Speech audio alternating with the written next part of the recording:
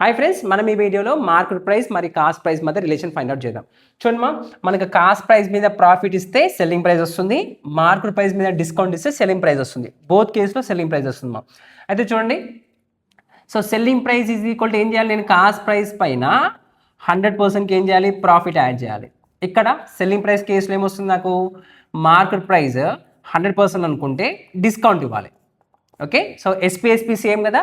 So CP 100% plus profit equal to MP 100% minus discount percentage. Okay, so cross అవుతుంది కదా, CP by MP మా is equal to 100% minus discount percent by 100% plus profit percentage. ఇది మా relation between the cost price and market price. ఏం లేదు, simple గుర్తుపెట్టుకోండి. CP ఇచ్చినప్పుడు ఏం చేయాలంటే 100% డిస్కౌంట్ తీసేయండి, ఎంపీ ఇస్తే 100%కి ప్రాఫిట్ యాడ్ చేయండి.